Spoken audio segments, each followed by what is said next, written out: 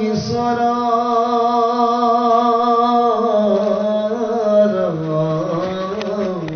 গতি অকৰি উপবিভাগিয়া যদি বাপ আছে দয়া শুনি মই থাকো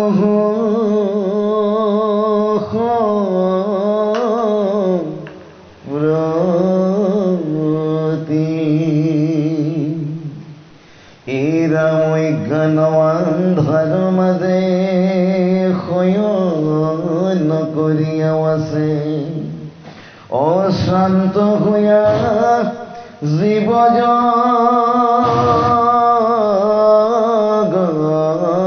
জগতৰ অতাসম্বাক কৰি দয়া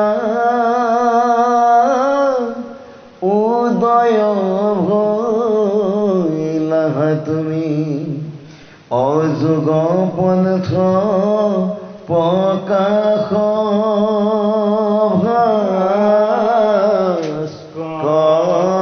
ভাস্কৰ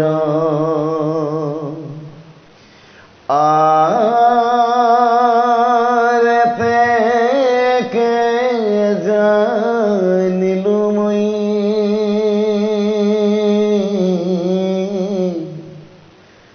ঐবাৰ সমস্তে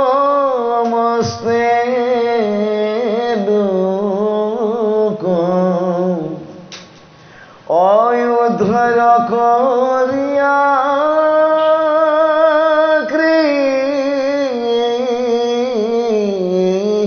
পাময়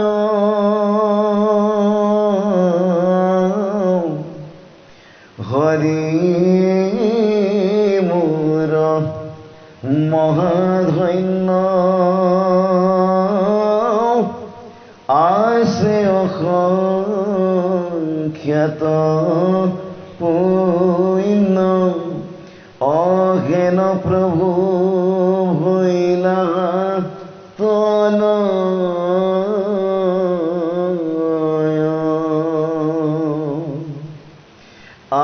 আরে মৈত্রে বলন তো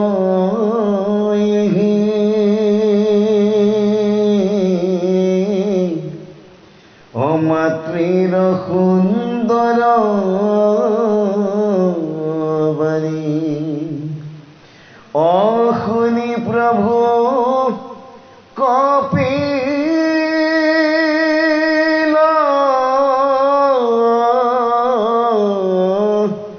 ঈশ্বর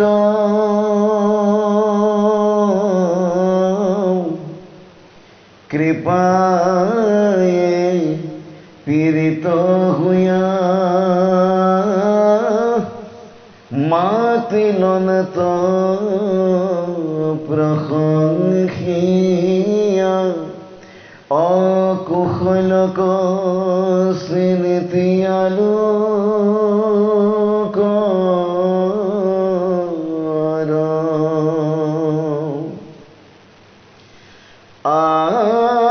আরে ভগবন্ত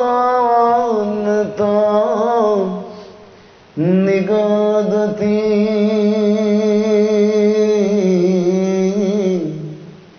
অধন্য ধন্য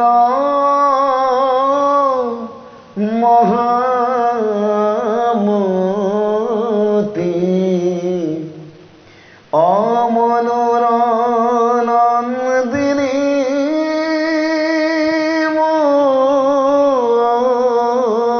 মোর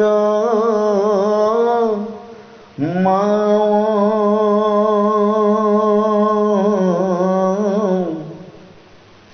ভালো তোজু ভৈলমতি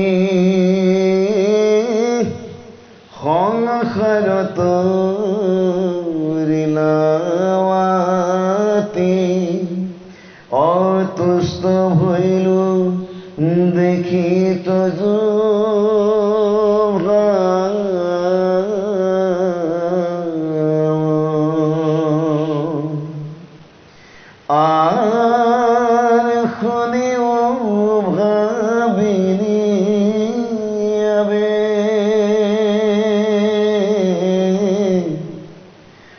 প্ৰশ্নৰ উত্তৰ কহো অভক্তিপূৰ্ণ বহু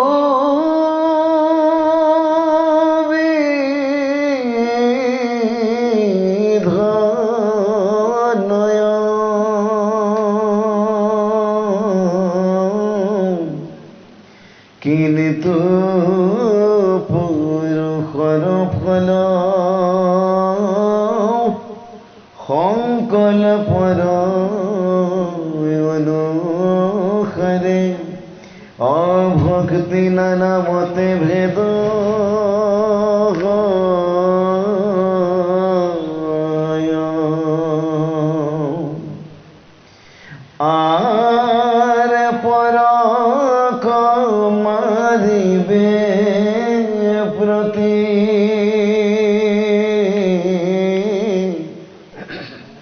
অমনত সংকল্প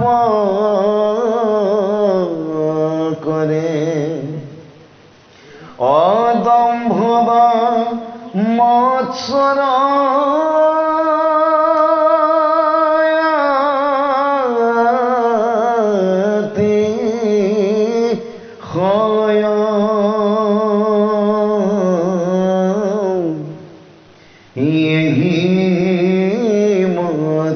ভক্তিমত কৰিলে তামসহায়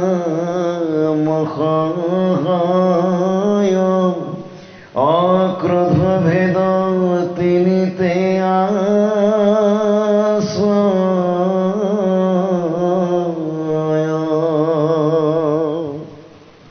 এতিয়া মাতৃ দেৱাহুতি কপিল পুত্ৰই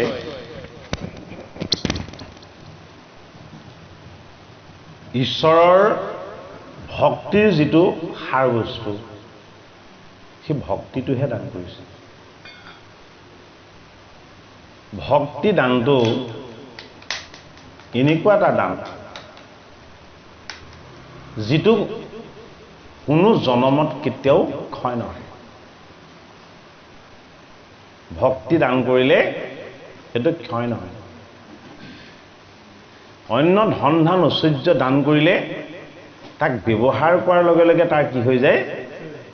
ক্ষয় হৈ যায়। সেইটো কাৰণে গুৰু, দেৱ, নাম আৰু ভকত, হয়নে? এই নামটো হ'ল অক্ষৰ ব্ৰহ্ম। নামটো তত্ত্বদগী, এইটো ক্ষয় নহয়। নামটো ব্যৱহাৰ কৰিলে তাৰ সমৃদ্ধি শক্তি সামৰ্থ্যটো বাঢ়ি বাঢ়ি গৈ থাকে। সেইটো কাৰণে হনুমন্তই কেৱল ৰাম নাম কেৱল জপ কৰে। বিভীষণে হৃদয়তে নহয় য'তেই থাকে বহি স্বামী কেৱল ৰাম নাম জপ কৰি থাকে। আৰু জাম্বৱন্তই কিমান দিন জপ কৰিছে? ত্ৰেতা যুগৰ পৰা ৰামৰ নাম জপ কৰিছে দ্বাপৰ যুগত কৃষ্ণ অৱতাৰলৈকে। গতিকে গুৰু, দেৱ, নাম, ভকত, এই চাৰিটা বস্তুকে একেলগে কোৱা হয় কি? ভাগৱত। ভাগৱত, হয়নে? এই চাৰিটা বস্তুৰ তত্ত্বক যি প্ৰতিপালন কৰে তেওঁক কোৱা হয় মহাভাগৱত। তত্ত্বটো সেইটো কাৰণে ভাগৱত। এই ভাগৱত তত্ত্বক যি প্ৰতিপালন কৰে তেওঁক কোৱা হয় মহাভাগৱত। এতিয়া মহাভাগৱতক কোনে সেৱা কৰে? ভগৱান কৃষ্ণই সেৱা কৰে। বেলেগে সেৱা কৰাটো দেখুৱাটো বেলেগেই কথা। ভগৱান কৃষ্ণইও মহাভাগৱতক সেৱা কৰে। বোলে কিয়? সেইটোৱেই মোৰ প্ৰাণ, সেইটোৱেই মোৰ সত্তা, সেইটোৱেই মোৰ আচল তত্ত্ব। এইটো কাৰণে গুৰু হ'ল জগতৰ ঈশ্বৰৰ সান্নিধ্য পোৱাৰ যিটো প্ৰথম পদ। সেইটো কাৰণে গুৰুক অভয় ব্ৰহ্ম বুলি কোৱা হয়। অভয় জীৱৰ জন্ম হলে অন্তিমলৈকে থাকি যাব কি ভয়, মৃত্যু ভয়। আটাইতকৈ ডাঙৰ ভয়টো মৃত্যু। গুৰু কি গুৰুৰ চৰণ পালে মৃত্যু ভয় থাকিব নোৱাৰে। তাৰ প্ৰমাণ হ'ল পৰীক্ষিত। পৰীক্ষিতক 7 দিনত তক্ষকনাগে দংশন কৰি মৃত্যু দিব বুলি অভিসম্পাত দিছিলে, হয়নে? সকলো বিফল হলেও সেই যুগত ঋষিৰ অভিশাপ কেতিয়াও বিফল নহয়। 7 দিনৰ অন্তত সৰ্পদংশনত মৃত্যু হ'ব বুলি যদি আমি গম পাওঁ, আমি 7 দিন জীয়াই নাথাকিম। প্ৰথম দিনাখনে আমাৰ শেষ হ'ব, হয়নে বাৰু? গায়ে মূৰে চবতে সাপেই বগাই থকা দেখিম, হয়নে নহয় বাৰু? তাকে কৈছো।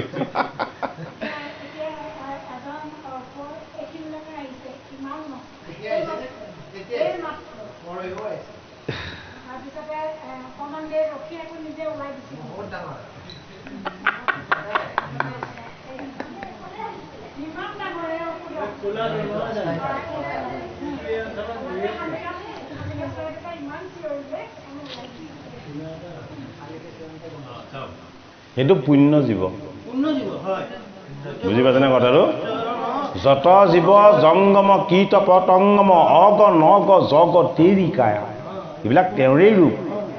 আমি মায়াত সৰ্প দেখিছোঁ, হয়নে? আমি মায়াত সৰ্প দেখিছোঁ, কিন্তু ঈশ্বৰে কিজানি সেইটো ৰূপেই লৈছে আজি ভকতৰ সংগ পাবৰ কাৰণে, হয়নে বাৰু? এইটো যে ঈশ্বৰ কৃষ্ণৰ যিটো অভয় ব্ৰহ্মৰূপী নিৰ্ভীকতাৰ যিটো তত্ত্ব, হয়নে? মৰিবতো এদিন লাগিবই, কিন্তু আমি ৰছী লগাই জুইত জাপ দি পানীত পৰিতো এনেকৈ মৰিব নোৱাৰোঁ, হয়নে নহয়? ডিঙিত ৰছী লগাবলৈ, জুইত জাপ দিবলৈ আৰু পানীত পৰিবলৈ আমাক বাধ্য কৰায় কিহে? আমাৰ এই জীৱনটোৱে, আমাৰ এই সংসাৰখনে, জগতখনে এদিন জীৱক তেনেকুৱা এটা অৱস্থালৈ লৈ যায় যেতিয়া বেয়াৰ পৰিমাণটো বেছি হৈ যাব, ক'তো নাক উলিয়াবলৈ ৰাস্তা নাইকিয়া হৈ যাব, হয়নে বাৰু? তেতিয়া এই দেহটোৰ প্ৰতি কি নাথাকে? মায়া নাইকিয়াই নহয়, ইয়াৰ ওপৰত প্ৰতিশোধ ভাৱ আহি যায়, হয়নে বাৰু? সেইটো কাৰণে আমি এনেকুৱা চিন্তা, এনেকুৱা পৰিৱেশ, এনেকুৱা বাতাবৰণ, এইবিলাকলৈ কেতিয়াও যাব নালাগে, চাব নালাগে। য'ত গ'লে আমাৰ নাকটো নাথাকা হয়, আমাৰ আত্মসন্মান হনন হয়। যি কথা ক'লে চৰিত্ৰ হনন হ'ব পাৰে, আনৰ ক্ষতি হ'ব পাৰে, নিজৰ অনিষ্ট হ'ব পাৰে, এনেকুৱা বাক্য কেতিয়াও ৰখাটো উচিত নহয়।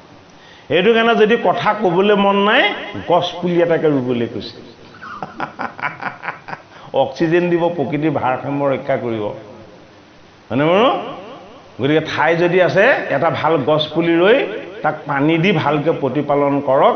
যদি কথা ক'বলৈ নাই, তথাপিতো পৰচৰ্চা নকৰিব, এই পুলিটোৰ চৰ্চা কৰক, কিবা এটা সৃষ্টিৰ সাধনা কৰক, সেইটোতে আনন্দ আছে, হয়নে বাৰু?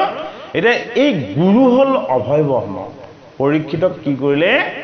শুকৰ যেতিয়াই চৰণ পাই গ'ল, তুমি কোনো চিন্তা নকৰিবা, বোলে কি 7 দিন বহুত সময়, তোমাৰ এই জীৱটোক জড় বন্ধনৰ পৰা মোৰ দৰে এজন নিৰ্গুণস্থিত ভগৱন্তৰ সেৱকৰ শুকৰ মুক্ত কৰি দিবৰ কাৰণে মাত্ৰ 45 মিনিট সময়হে লাগে। 2 দণ্ড। গুৰুৱে জীৱক 2 দণ্ডতে উদ্ধাৰ কৰি দিব পাৰে, নহয় উদ্ধাৰ কৰি দিব পাৰে। উদ্ধাৰ কৰাটো শতংগটো পাৰ্থক্য আছে, উদ্ধাৰ কৰি দিব পাৰে।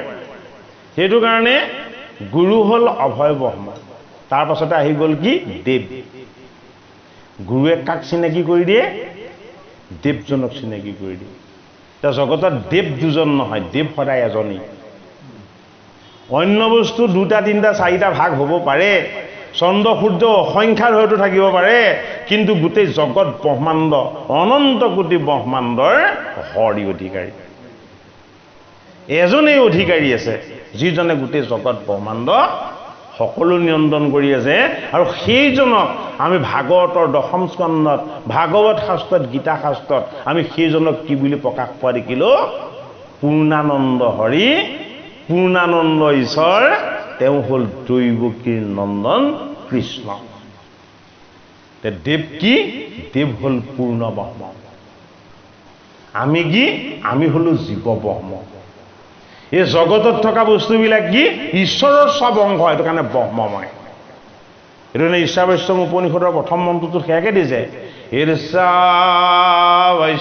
ইদম সৰ্বম য়ৎ কিঞ্চা জগত্তম জগৎ তং তক্তেন ভুঞ্জিতা মা গিদা কস্যচিৎ ধনম। আনৰ ধনলৈ কেতিয়াও লোভ নকৰিবা। জগতৰ প্ৰতিটো বস্তুত পৰমাত্মাই বাস কৰি আছে, হয়নে? যিমানখিনি প্ৰাপ্ত হৈছে, তোমাৰ পৰা মোৰ পৰা একো প্ৰাপ্ত হোৱা নাই, যিমান প্ৰাপ্ত হৈছে চব পৰম ব্ৰহ্মৰ পৰা প্ৰাপ্ত হৈছে। সেইটো কাৰণে আমিও ঈশ্বৰৰ পৰাই বিস্ফোৰিত হৈ প্ৰত্যেকে আহিছোঁ, হয়নে বাৰু? এই জগতত জড় চৈতন্য যিমান বস্তু আছে সকলোবিলাকৰ অস্তিত্ব হ'ল ঈশ্বৰ। বোলে কি? যিমান অলংকাৰ নিৰ্মাণ নকৰাক কিয়, তাৰ যদি আচল বস্তুটো বিচৰা হয় কোনখিনিয়ে পাব, হয়নে বাৰু? সেইটো কাৰণে অলংকাৰবিলাক গঢ়ি বিভিন্ন জীৱৰূপত তেওঁ বনাইছে, কিন্তু তাৰ আত্মাৰূপ তত্ত্ব সুবৰ্ণ তেওঁ নিজেই। সেইটো কাৰণে জগতত কেতিয়াও জীৱক হিংসা কৰিব নালাগে। এইটো বিচাৰ হ'ব লাগে, এইটো বিবেক হ'ব লাগে যে আমি ইজনে সিজনক ঈৰ্ষা কৰাটোতো ডাঙৰ পাপ, অন্যায়। আমি কীট পতংগ এইবিলাককো কেতিয়াও ঈৰ্ষা কৰিব নালাগে। এই জগতত প্ৰতিটো বস্তুতে অস্তিত্বত ঈশ্বৰেই বাস কৰি আছে, হয়নে নহয় বাৰু? আমাক সাপে খুটে, শিৱৰ গাত দেখোন সাপ বগাই পেলাই নৃত্য কৰিহে থাকে, হয়নে নহয় বাৰু? আৰে তেওঁৰ জীৱৰ প্ৰেম আছে, সেইটো কাৰণে তেওঁৰ লগত আনন্দ কৰিবলৈ সাপ গাত বগাবলৈ আহে, হয়নে নহয়? আৰে আমাৰ জীৱৰ প্ৰতি হিংসা আছে, বিদ্বেষ আছে, আমাক দেখিলে ফুটিবই, হয়নে? যাৰ লগত প্ৰেম আছে তাক কেতিয়াও অনিষ্ট নকৰে। গতিকে গুৰু দেৱ, দেৱ দৈৱকী নন্দন কৃষ্ণ। কৃষ্ণ কি? আকাৰ বৰ্জিত, ৰূপ নাই, আকাৰ নাই, প্ৰকাৰ নাই। কৃষ্ণ কলিযুগত কি ৰূপত আছে? কৃষ্ণ কলিযুগত নাম ৰূপত আছে, নামটোত আছে, নামটোত। কৃষ্ণৰ আচল তত্ত্বটোৱেই হ'ল কি? তেওঁৰ নাম। বোলে মোৰ নাম ৰাখিবৰ কাৰণে 100 জনম সাধনা কৰিছিলে। কোনে? গৰ্গৰীয়ে 100 জনম সাধনা কৰিছে, এটা জনম দুটা জনম নহয়। পৰমাত্মাক কৈছে মই এইটো কাৰণে তপস্যা কৰিছো, মই যাতে তোমাৰ আটাইতকৈ শ্ৰেষ্ঠ নামটো মই যাতে ৰাখিব পাৰোঁ। সেইটো কাৰণে গোপনে পঠাইছে, কংসই জনাকে পঠিওৱা নাই। নাম বস্তুটো তত্ত্ব আমি বুজিব লাগিব। এনেই কৃষ্ণৰ নাম বুলি ক'লে আনন্দ হৃদয়ত আহিব লাগিব। কৃষ্ণৰ নাম লোৱাৰ লগে লগে কৃষ্ণক পোৱাৰ যিটো আনন্দ, সেই আনন্দটো আমি অনুভৱ কৰিব পাৰিব লাগিব। কেনেকৈ কৰিব পাৰিম? নামৰ তত্ত্ব দৰ্শন যিটো, সেই কথাটো আমি বুজি পাব লাগিব, হয়নে বাৰু? নামৰ তত্ত্ব কোনে জানে? প্ৰথমতে কৃষ্ণই ক'লে ময়ে নাজানো। হে ৰাম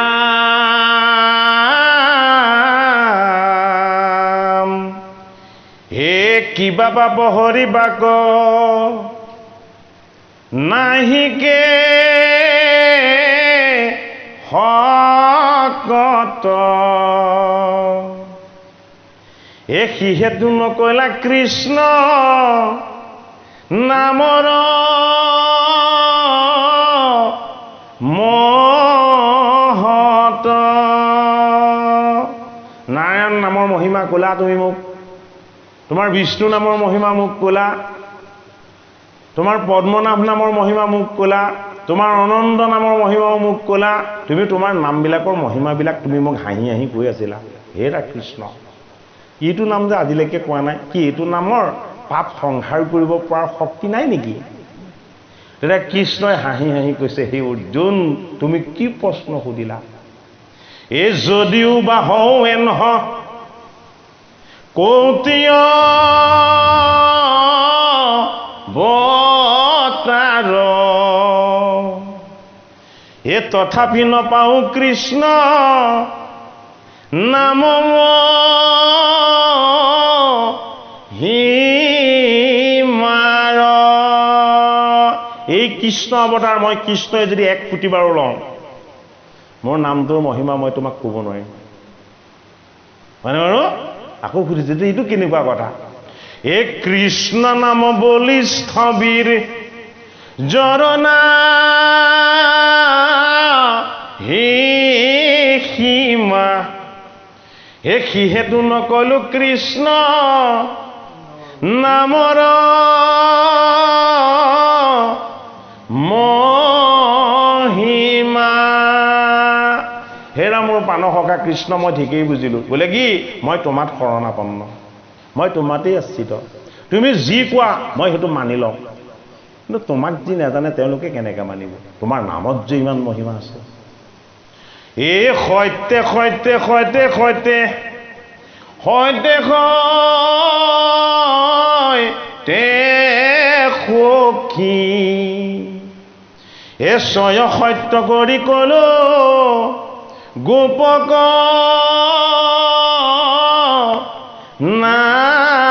নাৰাখি। এ কৃষ্ণ নাম বলি স্থবিৰ জৰণা হি সীমা। এ সিহেতু নকলো কৃষ্ণ নামৰ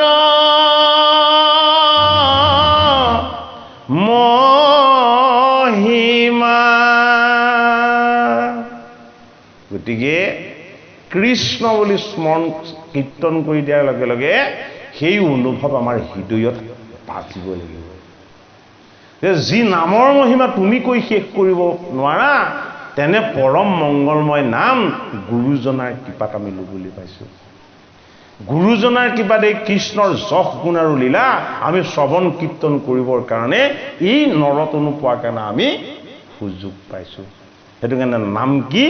নাম হ'ল অক্ষৰ ব্ৰহ্ম, নাম হ'ল অবিনাশী ব্ৰহ্ম। এই জীৱন অন্ত হ'ব, ইয়াৰ আদি আছে, কিন্তু আমি লোৱা নাম কেতিয়াও অন্ত নহয়। বোলে কি? ব্ৰহ্মাণ্ড পৰিবাগৰে, হয়নে বাৰু? আৰু নামৰ আটাইতকৈ ডাঙৰ মহৎ গুণটোৱে কি?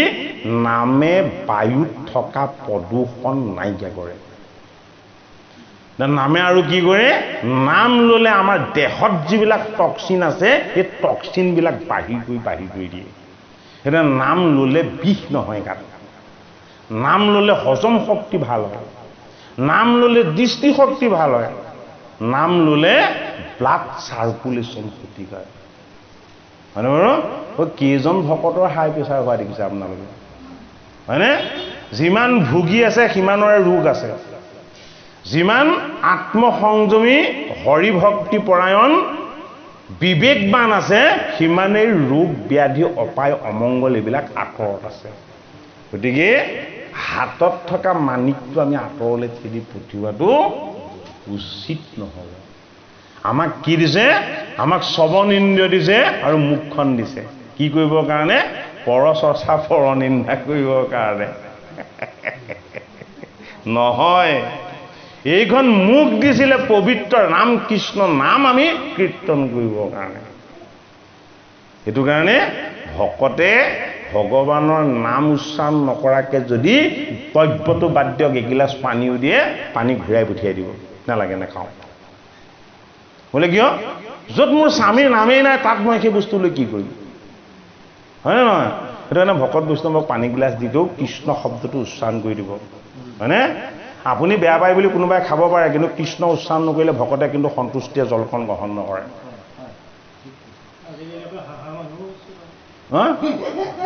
আৰে হহাজনটো ৰাৱণ, হহাজনটো কংস ন। কৃষ্ণ আৰু ৰামক যি হাঁহে সেইটো ৰাৱণ আৰু কংসই, হয় নে নহয়? তেতিয়াৰ যুগতে যেতিয়া আছিলে এতিয়ানো কিয় নাথাকিব, হয় নে নহয়? গতিকে আচল আনন্দটো আমি পান কৰিব লাগিব। সেইটো কাৰণে গুৰু অভয় ব্ৰহ্ম, দেৱ পূৰ্ণ ব্ৰহ্ম, নাম নিৰ্গুণ ব্ৰহ্ম, অক্ষৰ ব্ৰহ্ম, এই তিনিটা বস্তুক যি প্ৰতিপালন কৰে, এই তিনিটা বস্তুক যি সদায় শ্ৰদ্ধা ভক্তি আৰু মান্যতা কৰে সেইজন ভকত। ভকত কি? ভকত ভগৱানৰ শুদ্ধ ব্ৰহ্ম। ভগৱানক আনি প্ৰতিষ্ঠা কৰিব নোৱাৰি, কিন্তু ভকত দুজনক আনি বহুৱাই হৰিৰ গুণ কীৰ্তন কৰাব পাৰি, হয়নে নহয়? ভগৱানক প্ৰতিষ্ঠাহে কৰাব। ভগৱানে আপোনাক কেতিয়াও প্ৰত্যক্ষভাৱে ভাগৱত পাঠ কৰি নিদিয়ে, গীতা পাঠ কৰি নিদিয়ে। হৰিৰ গুণ কীৰ্তন চৈতন্য কৰি দিব কোনে? ভকত বৈষ্ণৱে। সেইটো কাৰণে আমি ভকত হ'ব নোৱাৰিলেও ভকতৰ সেৱক হ'বলৈ যত্ন কৰিব লাগিব। এতিয়া মাধৱে আমাক কি হ'বলৈ কৈছে? সেৱক বুলিয়া পালিও নাম। এতিয়া আজি আপোনালোকৰ এইভাগ কি? এইভাগ হ'ল সেৱা, হয়নে বাৰু? এইভাগ কি সেৱা? এইভাগ হৰি সেৱা, ভকত সেৱা, হয়নে? নাম সেৱা। ইয়াত কি হয়? গুৰুদেৱ নাম ভকত চাৰিটা তত্ত্বৰ পূৰ্ণ প্ৰকাশ হয়। সেইটো কাৰণে কি? অন্য যাগ যজ্ঞ বলি বিধান এইবিলাক কৰিলে কি হ'ব? বাৰে বাৰে কৰিয়ে থাকিব লাগিব। এবাৰ আৰম্ভ কৰিলে আৰু তাক সমাপ্ত কৰিব নোৱাৰে। নাম কীৰ্তন আৰু হৰিৰ যদি উপাসনা হয়, এটা জন্মত এবাৰ কৰিলে সহস্ৰ জন্মলৈ ফল পাব। কিয়? এইটো ফল বাঞ্ছা কৰাৰ প্ৰয়োজন নাই। ইয়াৰ ফল কি? অসীম অনন্ত। সেইটো কাৰণে দেৱতাবিলাক বৰ চতুৰ আছিলে। লগতে চতুৰ হোৱাৰ লগতে সিহঁতে কি? সিহঁতে স্বাৰ্থপৰ। এফালে দেৱতা চতুৰ, সিফালে দেৱতা স্বাৰ্থপৰ। গতিকে কপট পাত্ৰত স্বাৰ্থৰ ঢাকোন মাৰি নাম বস্তু গোপনে লুকুৱাই থৈ দিছিলে। যদি কেনেবাকৈ জীৱবিলাকে পায় চব উদ্ধাৰ হৈ যাব, আমিও সিহঁতৰ পাছে পাছে ঘূৰিব লাগিব, মানে আমাৰ দেৱতাৰ একো পূজা পাতল একো নাথাকিব। হৰি নাম গুপ্ত কৰি কপট পাত্ৰত বেয়া ভাৱনাৰ ঢাকোন মাৰি ঢাকি লুকুৱাই থৈ দিছিলে। শংকৰ স্বৰূপে হৰি নিজং সেৱকতে।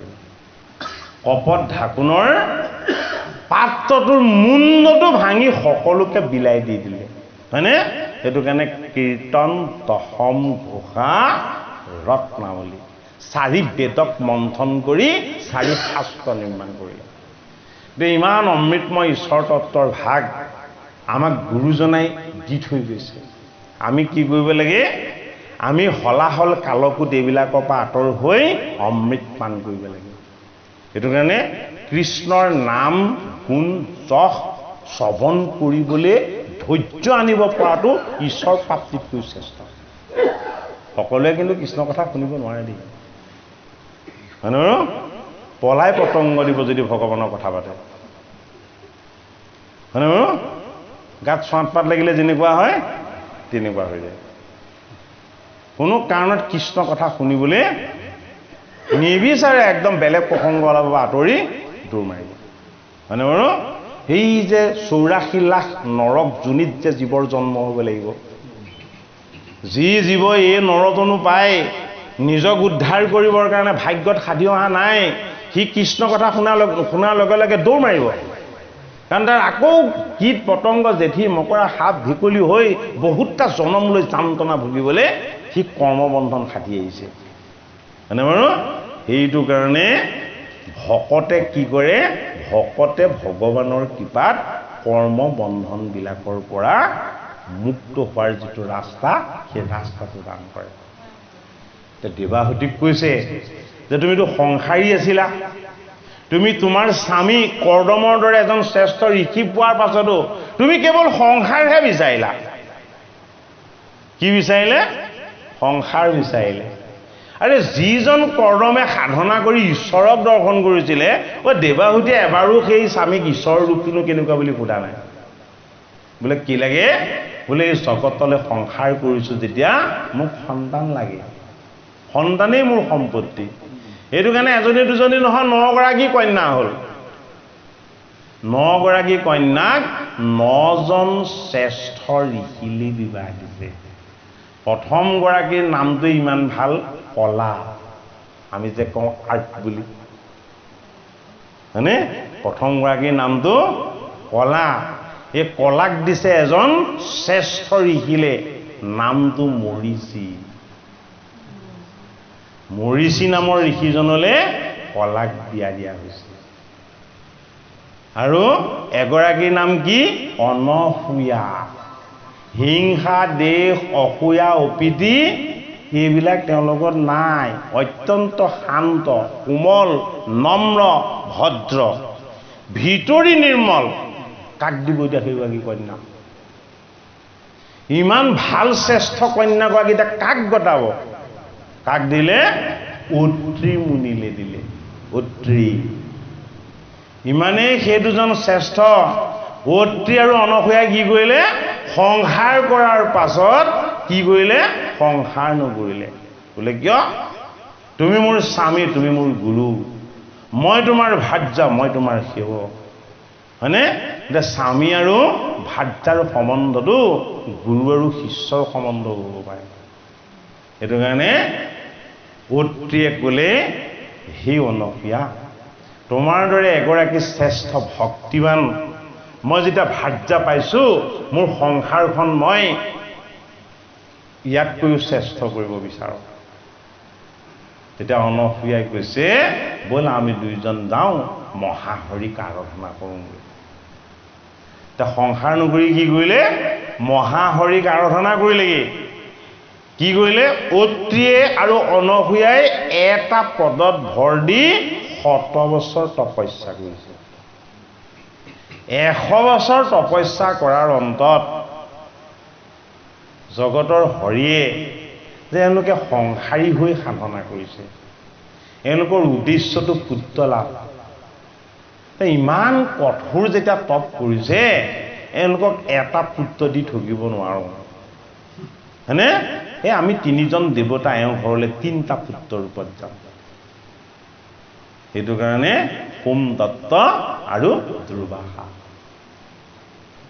ব্ৰহ্মা, বিষ্ণু আৰু মহেশ, এই 3জন দেৱতা তেওঁক দেখা দিয়াৰ পাছতে ক'লে, বোলে এইটো ৰূপত আমি চাবহে বিচাৰোঁ, তোমাক পুত্ৰ ৰূপে বিচাৰিছোঁ। এতিয়া ঈশ্বৰে ক'লে যে দেহত যদি বস্ত্ৰ থাকে, মই তোমাৰ ওচৰলৈ যাব নোৱাৰিম। অনসূয়াক ঈশ্বৰে কৈছে, তুমি বস্ত্ৰ পৰিধান কৰি আছা, মই তোমাৰ ওচৰলৈ যাব নোৱাৰোঁ।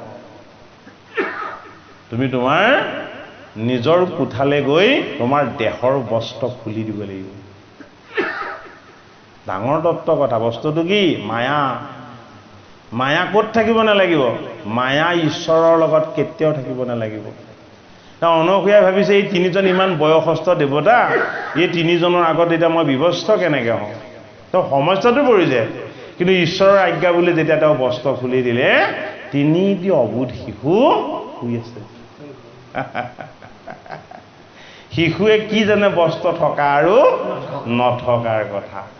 তেতিয়া অনসূয়াই বুজি পাইছে যে মোৰ এই বস্ত্ৰৰূপ মায়া যদি থাকে, মোৰ কোলালে পুত্ৰৰূপ ঈশ্বৰ কেনেকৈ আহিব? সেইটো কাৰণে মাতৃ আৰু পুত্ৰ কন্যাৰ সমান পবিত্ৰ সম্বন্ধ এই জগতত দ্বিতীয় নাই। ভগৱানো আহে এগৰাকী মাতৃৰ কোলাত পুত্ৰ হ'বৰ কাৰণে। তেনে এজন শ্ৰেষ্ঠ ঋষিক স্বামী হিচাপে পোৱাৰ পাছত 9গৰাকী কন্যা লাভ হ'ল আৰু 9জন শ্ৰেষ্ঠ শ্ৰেষ্ঠ ঋষিলে বিবাহ দি ধন্য হ'ল। কন্যা দান কৰাৰ পাছত আমাৰ এতিয়া শাহু শহু গৈ জহায়েকৰ ঘৰত থাকে, কিন্তু তেতিয়া নাথাকে। এতিয়া নিজৰ আশ্ৰম এৰি কেতিয়াও আনৰ সংসাৰত প্ৰৱেশ নকৰে। নিয়ম, সংযম, অনুশাসন এইবিলাক অতি কঠিনভাৱে তেওঁলোকে পালন কৰে। কন্যা বিবাহ দিছোঁ, তেওঁলোকৰ নিজৰ সংসাৰ সাধনময় কৰি ৰাখক, তাতকৈ বেলেগ তেওঁলোকৰ লগত একো সম্বন্ধ নাই। এতিয়া অনসূয়াই যেতিয়া 9গৰাকী কন্যা জন্ম দিলে, তেতিয়া কৰ্দম ঋষিয়ে কৈছে যে হে দেৱী, মোৰ সংসাৰ কাল শেষ হৈছে, তুমি মনুৰ শ্ৰেষ্ঠ কন্যা, তোমাক ভাৰ্যা হিচাপে মই পাই তুমি মোক যিমান সেৱা কৰিলা, এই সেৱাৰ ঋণ মই কেতিয়াও খুজিব নোৱাৰিম। তুমি প্ৰকৃততে এগৰাকী শ্ৰেষ্ঠ দেৱী, তোমাক ভাৰ্যা হিচাপে পোৱাটো মোৰ বৰ ডাঙৰ আনন্দ। গতিকে তুমি মোক এতিয়া বন্ধনমুক্ত কৰি দিব লাগে। কাৰণ বিবাহ কৰি বন্ধনত বান্ধ খাইছিলেতো, হয়নে বাৰু? এতিয়া তুমি মোক বন্ধনমুক্ত কৰি দিব লাগে। বোলে কি? বোলে মই এতিয়া বানপন্থলৈ যাম। বোলে কি? এই দেহটোৰ মোহ আৰু মায়া মই ত্যাগ কৰিমগৈ।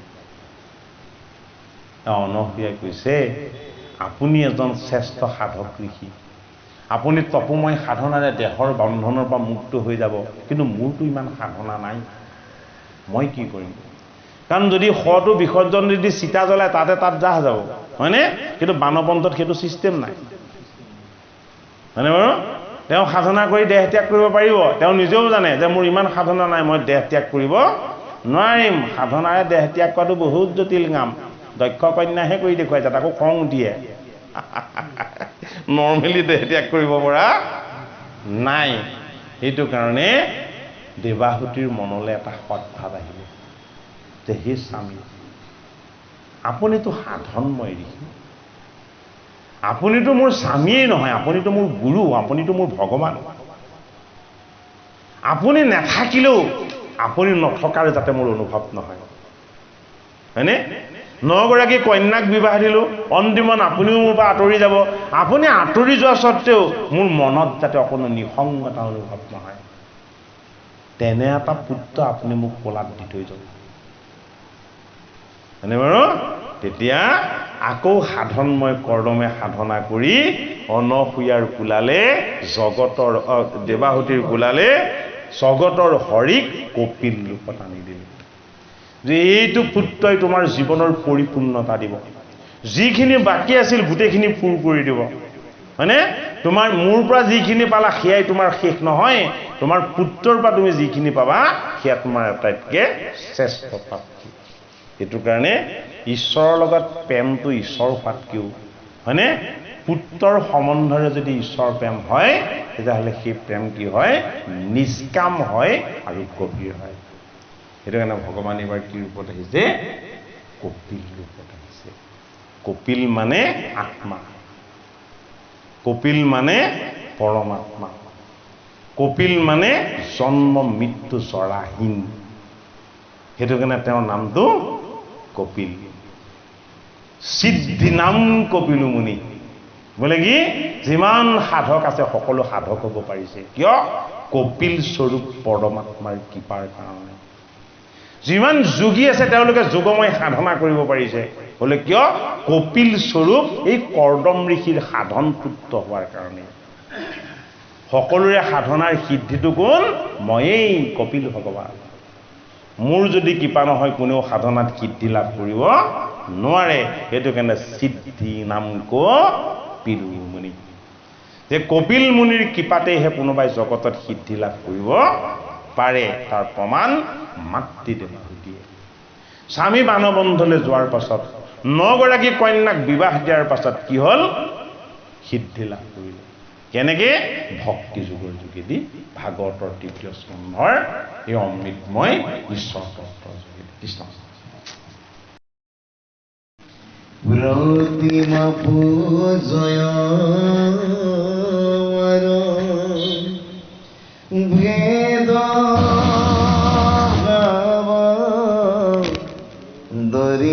দৰিখন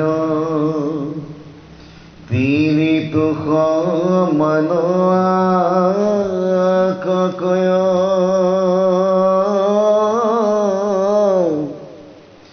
অতমময় ধৰ্মক্ৰমে তামসাদি ভক্তি মদে তিনি মতে ভেদ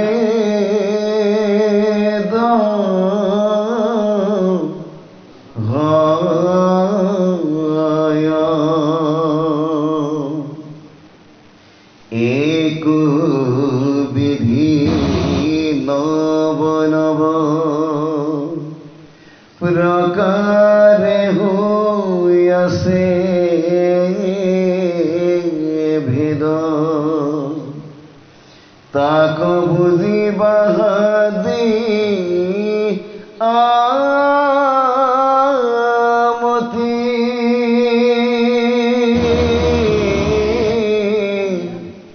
সগুণ ভকতি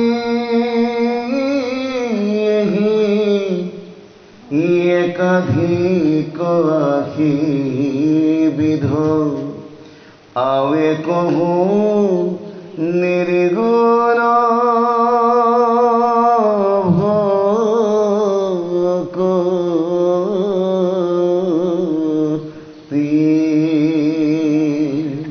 এতিয়া দেৱাহুতিৰ কন্যা 9 গৰাকী হয়নে বাৰু?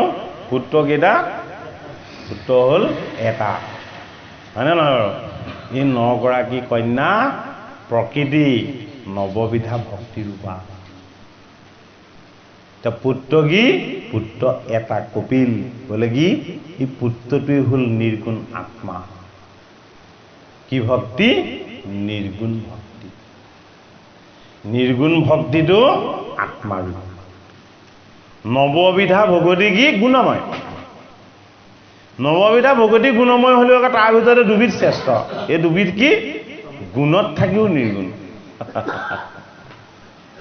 অকণমান নৱবিধা ভগতিৰ বিষয়ে ক'ব লাগিব যে ভক্তিক 3 ভাগত ভগাই দেখুৱালে কপিলে মাতৃ দেৱাহুতি। যে প্ৰকৃততে ভক্তি 3 বিধে মাতৃ। বোলে কেনেকুৱা কেনেকুৱা? বোলে তোমাৰ মনত কাৰোবাৰ প্ৰতি অকণমান খং উঠিলে, ক্ৰোধ আহিলে, অহংকাৰ আহিলে, তুমি সেইজনৰ প্ৰতি বিতুষ্ট হ'লা, আনৰ প্ৰতি বিতুষ্ট হৈছা যদিও কিন্তু তোমাৰ ঈশ্বৰত প্ৰেম আৰু বিশ্বাস আছে। ঈশ্বৰক তুমি ভজিলা, স্তুতি কৰিলা আৰু ঈশ্বৰক উপাসনা কৰিলা। আৰু ঈশ্বৰৰ পৰা তুমি কি বিচাৰিছা? বোলে মোৰ শত্ৰুটোক তুমি অনিষ্ট কৰি দিবা, শত্ৰুক অনিষ্ট কৰি দিবা। এইটো তামস ভক্তি। এইটো কি? এইটো ভক্তি কৰি ঈশ্বৰক পাব নোৱাৰে। এইটো ভক্তি কৰি কি পাব? প্ৰতিশোধ পাব, বন্ধন পাব, সন্তুষ্টি নাপায়। কি পাব? অসন্তুষ্টি পাব। আৰু এটা ভক্তিৰ কথা ক'লে কি? ৰাজস ভক্তি। বোলে কেনেকুৱা? তোমাক প্ৰভু স্মৰণ কৰিছোঁ, তোমাৰ আগত ধূপ দীপ নৈবেদ্য শৰাই সলিতা দিছোঁ, তুমি মোক ভাল ঘৰ দিবা, গাড়ী দিবা, ধন সোণ দিবা, পুত্ৰ কন্যা আদি ঐশ্বৰ্য দিবা। এইবোৰ কি বস্তু? এইবোৰ ৰসগুণী বস্তু হয়নে বাৰু? লোন লৈ বাইক লৈ দিছে, তাৰপিছত আকৌ চিকিৎসা কৰিবৰ কাৰণেও লোন ল'ব লগা হৈছে। দুৰ্ঘটনা হৈছে হয়নে বাৰু? প্ৰথমতে বাইকৰ ইনষ্টলমেণ্ট মাৰিলে, তাৰপাছত 3 মাহৰ পাছতে দুৰ্ঘটনা হ'লত আকৌ চিকিৎসা ইনষ্টলমেণ্টটো মাৰিবলগীয়া হৈছে হয়নে বাৰু? এতিয়া যিমান সম্পত্তি আছে সিমান বিপত্তি আছে হয়নে? যিমান সম্পদহীনতা আছে সিমান কি আছে? সিমান কণ্টক কম আছে, কাঁইট কম আছে। সেইটো কাৰণে মহাবৈষ্ণৱ শিৱই ভগৱন্তক ক'লে যে মোক একো নালাগে, 2টা বস্তু মই পালেই হ'ল। বোলে কি? শ্মশানৰ ভস্ম আৰু তোমাৰ নাম। বৈষ্ণৱ নহয় জানো শিৱ? ভগৱানৰ পৰা কি বিচাৰিছিলে? শ্মশানৰ ভস্ম চাই, বেলেগত থাকিবলৈ মোক মন নাই, ক'ত থাকিম? এই তোমাৰ শ্মশান তুলিতে মই থাকিম। বোলে কিয় থাকিম? বোলে তাত সকলোতে সমভাৱ বৰ্তি থাকে। যিমান ধনী নহওক বোলে সেই বাঁহৰ চচালিখনতে তেওঁ কান্দে, যিমান দুখীয়া নহওক সেইখন চচালিতে তেওঁ কান্দে হয়নে বাৰু? ধনীজন আহিলেও ৰাম নাম সত্য, দুখীয়াজন আহিলেও ৰাম নাম সত্য। তোমাৰ নাম সত্য, এইটো শুনিবৰ কাৰণে মই শ্মশানত থাকিম হয়নে? তুমি মোক যিটো শিৱৰূপী দেহ দিছা, এই দেহটো মিছা। এইটো কি? ই সুখ ভোগ কৰিবৰ কাৰণে দেহ ৰূপ লৈছে। সেইধৰণে সুখটো, দেহৰ সুখটো কি বস্তু? ভস্মান্তম শৰীৰম সুখম। শৰীৰৰ সুখটোৱেই হ'ল আটাইতকৈ বিনাশকাৰী বস্তু। সেইটো কাৰণে সেই জগতৰ হৰি, এই শৰীৰ থাকিলেহে ইয়ালৈ মায়া থাকিব, মোহ থাকিব। শৰীৰটো থাকিলেও ই আছে বুলি যাতে মই ভাবিব নালাগে, সেইটো কাৰণে শ্মশানৰ ছাই মই গাত সানি মোৰ শৰীৰৰ যিটো সত্য, এই সত্যটোক মই অস্বীকাৰ কৰিম হয়নে বাৰু? সেইটো কাৰণে তৰুণ হৈ থাকোঁতে, ধুনীয়া হৈ থাকোঁতে ভাল লাগে। দাঁত যেতিয়া সৰিব, চুলি যেতিয়া পকিব, চকুৰে যেতিয়া কম দেখিব ঐ এদিন আনন্দত দৌৰি ফুৰা এইটো দেখা কি হ'ব ঐ এখন মহাভাৰ হ'ব বলে নোৱাৰা হ'ব হয়নে নহয় এইটো কাৰণে যৌৱনপ্ৰাপ্ত হৈ থাকোঁতেই বৃদ্ধসকলৰ ফালে চাই নিজে ভাবিব লাগে এইটো ঠাইলৈতো ময়ো আহি আছোঁ লাহে লাহে হয়নে বাৰু এইটো কাৰণে বৃদ্ধ বয়োজ্যেষ্ঠজনক শ্ৰদ্ধা মান সন্মান কৰিব লাগে তেওঁলোকক কেতিয়াও অশ্ৰদ্ধা কৰিব নেলাগে এই শিক্ষাখিনি আমাক ভাগৱত শাস্ত্ৰই দিব বিচাৰিছে বোলে কিয় ৰজগুণী ভকতি নকৰিবা ভোগ লাগে বিলাস লাগে আনন্দ লাগে ধন লাগে সম্পত্তি লাগে হয়নে পুত্ৰ লাগে কন্যা লাগে এই লাগেবিলাক কি এই লাগেবিলাক বাঢ়ি বাঢ়ি গৈ থাকিলে চতুৰ্বেদী ব্ৰাহ্মণ হ'লেও কি এদিন ৰাক্ষস হ'ব ৰাৱণে 4খন বেদ জানিছিলে 4খন বেদ জনাৰ কাৰণে বেদৰ তত্ত্ব বুজি পাইছিলে বেদৰ তত্ত্ব বুজি গোটেই দেৱতাবিলাকক নিজৰ অধীন কৰিব পাৰিছিলে আৰু সেইটোৱে কি হ'ল সেইটোৱে তেওঁক অসুৰ হোৱাত সহায় কৰিলে ৰাক্ষস হোৱাত সহায় কৰিলে যিমানে হাসিল কৰিব পৰা হ'ল সিমানে তেওঁ লাগে লাগে লাগে লাগে পৰিমাণটো বাঢ়ি গ'ল আৰু শেষত কি হ'ল এই ব্ৰাহ্মণ গুচি ৰাৱণ ৰাক্ষস হ'ল বুজি পোৱা হৈছেনে বাৰু কথাখিনি গতিকে ৰাক্ষস ভাৱটো যাতে আমাৰ মনলৈ নাহে নহাৰ এটাই ডাঙৰ উপায় আছে সেইটোৱে কি সেইটোৱে হ'ল ৰাম হয়নে ৰাম নামৰ যিটো আনন্দ বা ৰাম নামৰ যিটো সত্য এই সত্যটোক আমি হৃদয়ত উপলব্ধি কৰিব লাগিব সেইটো কাৰণে আমাক ৰাম নাম ল'বলৈ কৈছে আৰু ৰাম নাম জপ কৰিবলৈ কৈছে ৰামতে ৰমোহু অবি ৰাম হয়নে ৰাম নাম সমধন নাহি ৰাম ৰাম নাম কি নিগমৰ ৰহস্য বুলি কৈছে নিগম মাৰ্গ মানে কি নিষ্কাম মাৰ্গ যিটোক কোৱা হয় সাত্বিকতা মানে সাত্বিকতাটো ক'ত আছে নিষ্কাম মাৰ্গত আছে নিষ্কাম ভক্তি কথাটো নিৰ্গুণ ভক্তিত ক'ব সাত্বিক ভক্তিৰ কথাটোও কৈছে কপিল ভগৱানে মাতৃক যে সাত্বিক ভক্তিটো কি যে হে মাতৃ তুমি পৰৰ হিতৰ কাৰণে আনৰ কুশলৰ কাৰণে জগতৰ মংগলৰ কাৰণে যেতিয়া তুমি ভগৱানক প্ৰাৰ্থনা কৰিবা যে হে প্ৰভু তুমি মোক তোমাৰ চৰণত সেৱা কৰিবলৈ যদিও সুযোগ সুবিধা দিছা মোৰ যিসকল আত্মীয় কুটুম্ব আছে এই সকলক তুমি সদায় কুশলে ৰাখিবা মংগলে ৰাখিবা তেওঁলোকৰ একো অনিষ্ট হ'বলৈ নিদিবা এই ভাল কামনা কৰাটো সাত্বিক ভক্তি তথাপিতো গুণময় বুজি পাইছেনে বাৰু কথাখিনি তথাপিতো গুণময় নিৰ্গুণ তত্ত্বই হ'ল কপিল বোলে কি হে মাতৃ দেৱাহুতি মই তোমাক এনে এক ভক্তিৰ জ্ঞান দিম যি ভক্তি পোৱাৰ পাছত তুমি তোমাৰ আচল তত্ত্ববোধৰ পৰিচয়টো পাই যাবা এতিয়া কৈছে যে প্ৰতিবিধ ৰজগুণী তমগুণী সাত্বিক ভকতিকেই তিনি ভাগ কৰাই নহয় প্ৰতিটোকে আকৌ 9টা ভাগত ভাগ কৰিলে সেইটো কাৰণে 9 গুণ 81 মানে বাৰু গতিকে 81 বিধ গুণময় ভকতি এই গুণময় 81 বিধ ভকতিৰ যদি এবিধ কমি যায় তেতিয়াহ'লে কি হ'ব 80 হ'ব মানে বাৰু এতিয়া 81 বা 1হে কমিব লাগে 80 হ'বলৈ হয় নে নহয় বাৰু এই একবিধ ভকতিটোৱে হ'ল নিৰ্গুণ নিৰ্গুণ ভক্তিত কি দিয়া হয় আশীৰ্বাদ দিয়া হয়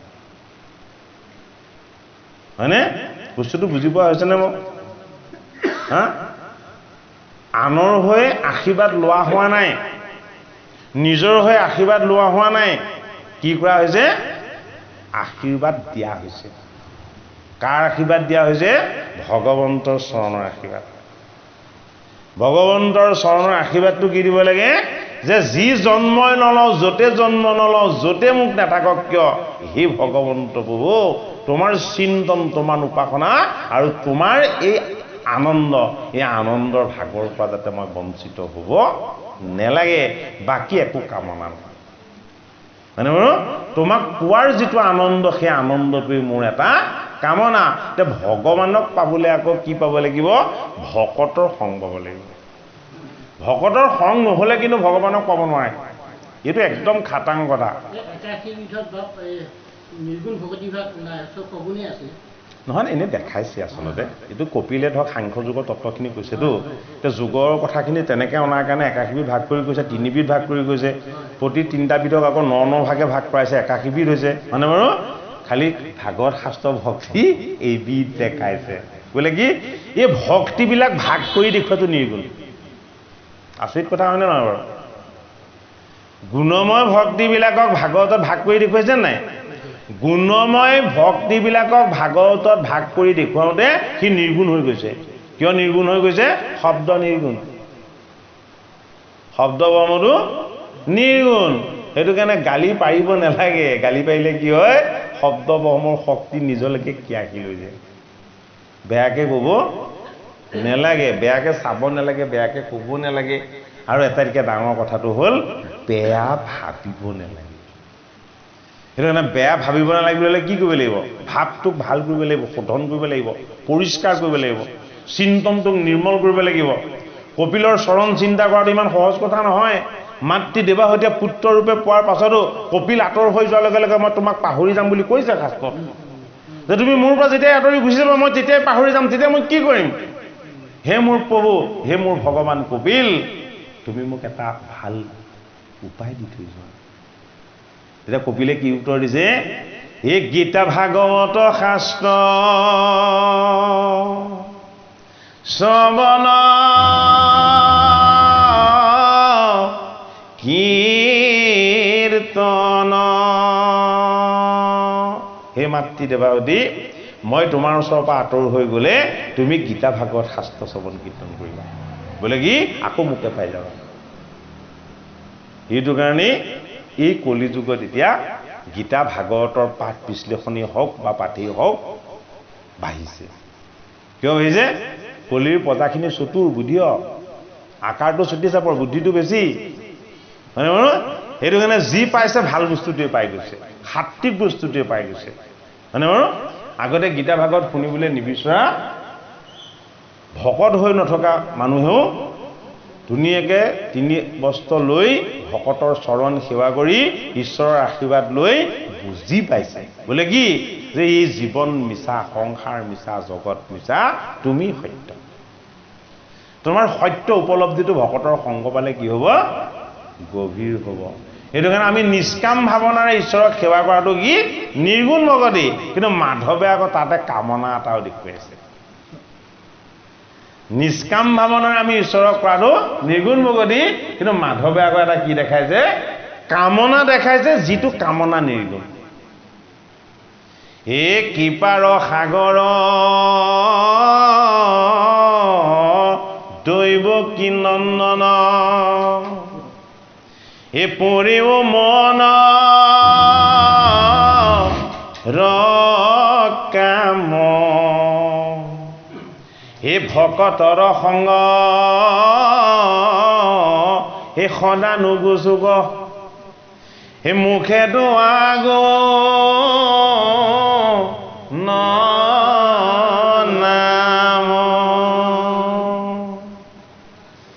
এতিয়া মই লং পেণ্ট পিন্ধি আছোঁ ঘৰত, গুৱাপান অৰিহণা লৈ এতিয়া ভকতে ভাগৱতলৈ নিমন্ত্ৰণ দিবলৈ গৈছে, হয় নহয়? এতিয়া মই ভিতৰত গৈ চুৰিয়া পিন্ধিবলৈ বাট চাই নাথাকোঁ, হয়নে নহয়? ভকত আহিছে, ঈশ্বৰৰ কৃপা, সাক্ষাৎ ভগৱান আহিছে, হয়নে বাৰু? গতিকে ভকত দুজনক দেখাৰ লগে লগে আঁঠু কাঢ়ি আমি এষাৰ ঘোষা কীৰ্তন কৰিলোঁ। কি হ'ল? আমি ভগৱানকে পালোঁ, হয়নে বাৰু? ভকতজন পোৱাৰ কাৰণে আমি অভকত হৈ আছোঁ সাজে পাৰে, হয়নে বাৰু? ঘৰুৱা সাজত আছোঁ, কিন্তু ভকতজন পোৱাৰ কাৰণে আমি নিজৰ সাজপাৰৰ কথাও পাহৰি যাওঁ প্ৰত্যেকেই, হয়নে নহয় বাৰু? কি পৰিধান কৰি আছোঁ আমাৰ সেইটো মনলৈ নাহে যে ভকত ভগৱান ঈশ্বৰ ৰূপ। গতিকে এইখিলক যেতিয়া আমি গৃহলৈ আহিছে, আমি যদি সেৱা ভাগ জনাই আমি যদি ভগৱানৰ অকণমান আশীৰ্বাদ নলওঁ, হয়নে বাৰু? তেতিয়াহ'লে আমাৰ কি বাৰু এই সংসাৰত থাকি লাভ আছে? দৌৰা দৌৰি লাগি যায়, হয়নে বাৰু? সেৱা ভাগ কৰি আশীৰ্বাদ বা লোৱাৰ পাছত মনটো আনন্দ লাগে। মনটো খুব ভাল লাগে। সেইটো কাৰণে মাধৱ মহাপুৰুষে কৈছে যে আমাৰ জগতগুৰু শ্ৰীমন্ত শংকৰদেৱ গুৰুজনাই যি নাম ধৰ্ম একশৰণ নাম ধৰ্ম আমাক দিছে, এই ধৰ্মত কামনাক একেবাৰে নাইকিয়া কৰি দেখুৱাই দিয়া নাই। এনেকুৱা কামনা দেখুৱাইছে যিটো কামনা গুণে বান্ধিব নোৱাৰে, যিটো কামনা গুণৰ পৰা মুক্ত। গতিকে ঈশ্বৰক পাবলৈ আমাক কামনা কৰিবলৈ কোৱা নাই। কাক পাবলৈ কামনা কৰিবলৈ কৈছে? ভকতৰ সংগ সদান বুজিব। মানে বাৰু ভকত ভগৱানৰ প্ৰতি, ভগৱানক প্ৰত্যক্ষভাৱে কোনেও কেতিয়াও পাব নোৱাৰে। আমি যদি ভকত বৈষ্ণৱৰ সংগ পাইছোঁ, তেতিয়াহ'লে বৃন্দাবনৰ গোপীয়ে সহস্ৰ সহস্ৰ গোপীয়ে এজন কৃষ্ণক পাই যদি আনন্দ কৰিব পাৰে, তেতিয়াহ'লে আমি এজনে দুজন ভকতক পাই আমি সেই আনন্দটো কিয়নো কৰিব নোৱাৰিম? এই অনুভৱখিনি আমি আমাৰ হৃদয়ত কৰিবলৈ যত্ন কৰিব লাগিব। সেইটো কাৰণে শাস্ত্ৰ ভাগত কৈছে কি, কৃষ্ণৰ চৰিত্ৰ পৰম অমৃত। কৃষ্ণৰ চৰিত্ৰটো অমৃত, কৃষ্ণৰ নামটো অমৃত, কৃষ্ণৰ তত্ত্ব অমৃত, হয়নে বাৰু? সেইটো কাৰণে কৃষ্ণই ৰাস ক্ৰিয়া কৰি আনন্দ লোৱাৰ সুযোগটো কাক দিলে? যোগীক নিদিলে, তপস্বীক নিদিলে, সাধকক নিদিলে, হয়নে? মহাযোগীকো নিদিলে। কাক দিলে? কোনো পুৰুষকেই নিদিলে। পুৰুষে কৃষ্ণৰ হাতত ধৰি নৃত্য কৰিবলৈ নেপালে। পাৰ্বতী গোসাঁনীয়ে কৈছে, তুমি থাকা হেৰা ভোলানাথ, আজি যমুনাৰ পাৰত মই যাম নাৰীৰ সাজত, প্ৰকৃতিৰ সাজত, বৃন্দাবনৰ গোপী আহিব আৰু মই যোগেশ্বৰৰ লগত নৃত্য কৰিম। কাৰ লগত নৃত্য কৰিব পাৰ্বতীয়ে? কৃষ্ণৰ লগত। এই দেহ লৈ নাযাওঁ, মই জীৱ ৰূপত যাম। এতিয়া শিৱই কৈছে, মোৰো ইচ্ছাটো পূৰ লাগিব। বোলে কি ইচ্ছা? বোলে তেওঁ হাতত ধৰি অকণমান নৃত্য কৰাৰ ইচ্ছা মোৰো আছে। তেওঁ যে আজি ৰাস ক্ৰিয়া কৰিব সেইটো ময়ো জানো, তপস্যাত ময়ো দেখা পাইছোঁ, কিন্তু মইতো এতিয়া পুৰুষ, মইতো যোৱাৰ এটা ৰাস্তা নাই। এতিয়া পাৰ্বতী কৈছে, মই উপায় এটা দিব পাৰোঁ। বোলে কি? আপুনিতো নটৰাজ, আপুনিতো অৰ্ধনাৰী, হয়নে বাৰু? মোৰ সাজ সজ্জাখিনি পিন্ধাই দিওঁ, আপুনি প্ৰকৃতি হৈ লওক। কৃষ্ণ ইমান গোপীৰ মাজত আপোনাক চিনিয়ে নাপাব। পাৰ্বতীয়ে কৈছে। এতিয়া মহাযোগী শিৱই যিমান পাৰে সাধনাৰ শক্তি প্ৰয়োগ কৰি বৃন্দাবনৰ যিমান গোপী আছিলে, পাৰ্বতীতকৈ সুন্দৰী কোনো নাই, পাৰ্বতীতকৈও সুন্দৰী এগৰাকী নাৰী হৈ গ'ল। এতিয়া পাৰ্বতীয়ে কৈছে, তোমাকতো মোতকৈও বেছি ধুনীয়া লাগিছে, কৃষ্ণইতো তোমাকেই স্পৰ্শ কৰিব। এতিয়া শিৱই কৈছে, মই কৃষ্ণৰ স্পৰ্শ পাবই লাগিব। এতিয়া কি হ'ল? হ'ল দুইজন। যিমান বৃন্দাবনৰ গোপী আছিলে সেইদিনাখন ৰাসৰ ৰাতিলে সকলো আহিছেই। এতিয়া কৃষ্ণই হাঁহি হাঁহি চাইছে, তপস্বী দেখোন আজি নাৰীৰ ৰূপত। গোটেই জনমে জনমে তপস্যা কৰি মোৰ আনন্দ পান কৰা, মোৰ নাম লৈ লৈ মোৰ লগতে নৃত্য কৰা, এইবাৰ মহাযোগী শিৱয়ো মোৰ হাতৰ স্পৰ্শ পাবৰ কাৰণে এই শিৱৰ ৰূপ ত্যাগ কৰি নাৰীৰ ৰূপ লৈ আহিছে। ৰাম, মোৰ প্ৰতি যে তেওঁৰ কিমান প্ৰেম, হয়নে বাৰু? এতিয়া কৃষ্ণই গৈ এই শিৱৰূপী নাৰীগৰাকীৰ হাততে ধৰি ঘোষণা কৰি দিলে, এই বৃন্দাবনত আজি তোমাতকৈ সুন্দৰী কোনো নাই। লগে লগে জটা দীঘল হৈ গ'ল, হয়নে? সৰ্ববিলাকে আহি গা গোটেই ঢাকি পেলালে, ব্যাঘ্ৰবস্তু আহি গ'ল, দুগ দুগ দুগ দুগ দম্বৰু বাজি গ'ল। যেতিয়াই কৃষ্ণই স্পৰ্শ কৰি দিলে, ভেষ ধৰি থকা নাৰী ৰূপ আকৌ শিৱৰ ৰূপলৈ গুচি গ'ল। তেতিয়া কৃষ্ণই কৈছে, হে মহাযোগী, তুমিওনো এইবোৰ ভাও ধৰিব লাগেনে? তুমিনো মোক পাবৰ কাৰণে, স্পৰ্শ কৰিবৰ কাৰণে নাৰীৰ ৰূপ ল'ব লাগেনে? তুমিতো মোক হৃদয়ত সদায়েই পাই আছা, হয়নে? এই বৃন্দাবনৰ এই ৰাস ইয়াতেই শেষ হৈ গ'লহেঁতেন, কিন্তু সেই মহাযোগী সেই বটবৃক্ষৰ তলত বহি মোৰ এই আনন্দময় ৰাস ক্ৰিয়া তুমি সাধনাৰে, তপস্যাৰে আৰু ধ্যানেৰে মোৰ লগত তুমি ৰাস ক্ৰিয়া কৰি থাকা। এতিয়া শিৱই ৰাস কেনেকৈ কৰিলে? তপস্যাৰে, সাধনাৰে। তেওঁ যি ৰাস চাই থাকিলে সেই ৰাসেই জীৱই পাইছে। ৰাসৰ দ্বিতীয়জন দৰ্শক কোনো নাছিলে কেনেকৈ চাইছিলে বটবিৰিখৰ তলত তপস্যা কৰি চাইছিলে তপময় সাধনা কৰি চাইছিলে হয়নে বাৰু এইটো কাৰণে বৃন্দাবনৰ গোপীসকল কি প্ৰকৃতিৰ ৰূপ আমি নিজকে পুৰুষ বুলি ভাবিলে নহ'ব আমি নিজক কি বুলি ভাবিব লাগিব আমি প্ৰত্যেকেই নিজকে আমি পুৰুষৰূপী প্ৰকৃতি আমি প্ৰত্যেকেই এইসকল পুৰুষৰূপী প্ৰকৃতি আৰু আপোনাৰ সব নাৰীৰূপী প্ৰকৃতি হয়নে বাৰু এতিয়া প্ৰকৃতিয়েহে পুৰুষৰ পৰম পুৰুষৰ সান্নিধ্য পাব পাৰে প্ৰকৃতিৰ তত্ত্বলৈ নাহিলে পৰম পুৰুষৰ স্পৰ্শ পাবলৈ কেতিয়াও সফল নহয় সেইটো কাৰণে মাতৃ দেৱাহুতি এইবাৰ কপিল ভগৱানক কৈছে যে তুমি যে মোৰ মাতৃ হলা মনুৰ নন্দিনী অৰ্থাৎ কি তুমি মনুৰ কন্যা হে মোৰ মাতৃ তুমি ধন্য কম ডাঙৰ কথা কৈছে নেকি হা তুমি ধন্য তুমি পুণ্য আৰু তুমি কি তুমি সাৰ্থক হৈছা বোলে কিয় তুমি যে জগতৰ ঈশ্বৰজনক পুত্ৰ ৰূপত আনিব পাৰিছা তুমি যে এই জগতৰ ঈশ্বৰজনৰ পৰা তুমি নজনা যিখিনি ৰহস্য ভক্তিযুক্ত ঈশ্বৰ তত্ত্বৰ কথা এই কথাখিনি যে তুমি শ্ৰৱণ কৰিব পাৰিছা হে মাতৃ তুমি সঁচাই ধন্য এইটো কাৰণে আমি কি আমি প্ৰকৃতিৰ ৰূপ আমি যেতিয়ালৈকে কৃষ্ণৰ চৰিত্ৰ অমৃত তত্ত্ব কথা আমি যেতিয়ালৈকে পান কৰিবলৈ নাপাম তেতিয়ালৈকে আচলতে আমাৰ আত্মা সুখ পৰমাত্মাৰ যিটো সুখ এই সুখটো লাভ নহ'ব সেইটো কাৰণে ভকত মাতি ভাগৱত পাঠ কৰি ধন ধান ঐশ্বৰ্য পুত্ৰ কন্যা ভাল হ'ব এইটো কামনা কৰাটো ভক্তি নহয় হয়নে বাৰু আচল বস্তুটো কি যে তোমাক পোৱাৰ যিটো আনন্দ সেই আনন্দটো পাব লাগিব ঈশ্বৰক পোৱাৰ যিটো আনন্দ সেই আনন্দটো আমি গীতা ভাগৱত শ্ৰৱণ কীৰ্তন কৰি পাব লাগিব তাৰ লগতে সকলোৱে পালো লগতে আমাৰ আত্মজ্ঞান হ'ব লাগিব সেইটো কাৰণে তৃতীয় স্কন্ধৰ কথাখিনি বৰ ৰহস্যযুক্ত ইয়াৰ পাছতে তামসীৰ গতি দিব জীৱৰ বিলাই দিব মানে বাৰু এই দুৰ্বিপাকযুক্ত তামসীৰ গতি জীৱৰ বিলাই এইবিলাক জীৱৰ লগত সদায় থকা স্বত্তেও দেৱাহুতিৰ দৰে প্ৰকৃতিক এইবিলাকে স্পৰ্শ কৰিব নোৱাৰে বোলে কিয় নোৱাৰে তেওঁৰ লগত ঈশ্বৰৰ নিৰ্গুণ ভক্তি আছে কৃষ্ণ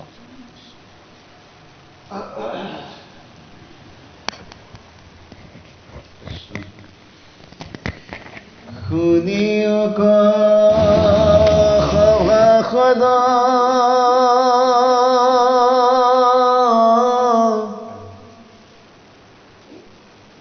তৃতীয় স্কন্ধৰ পদ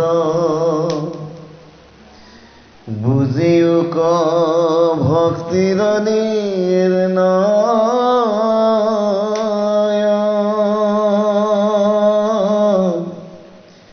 সগুণ ভকতি যত কৰি তাংক পৰিহাৰ নিৰ্গুণক কৰি আশ্ৰয়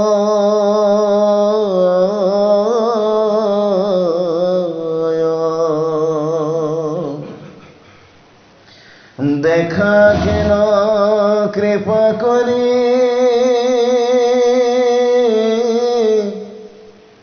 আপুনি কহন্ত হৰি ভকতি কৰি নানা ভাগ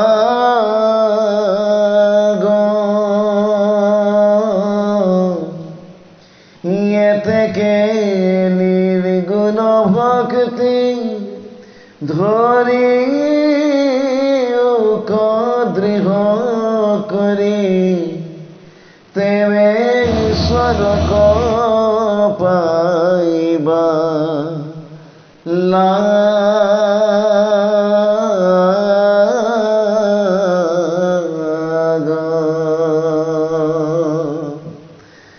নমো নমো দীনবন্ধু কৃষ্ণ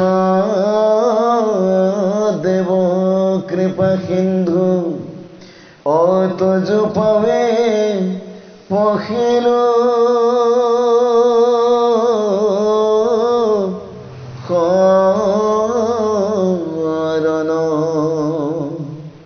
গুণময় ভক্তিশয় স্বপ্ন তুন হুকুমর ওই মানে করহু প্রার্থনা কিন্তু তুজ পদে নতি একান্ত প্রেমরতি রোকমর নৌকমা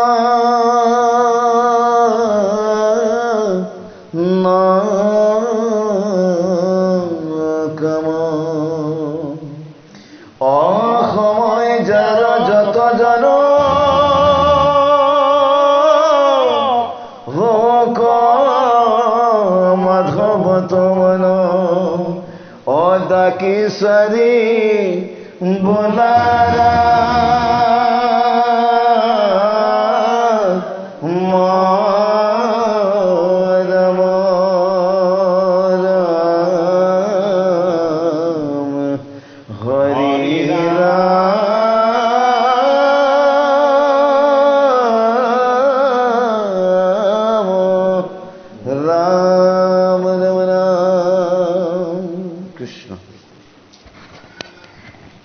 সগুণ ভকতি আমাক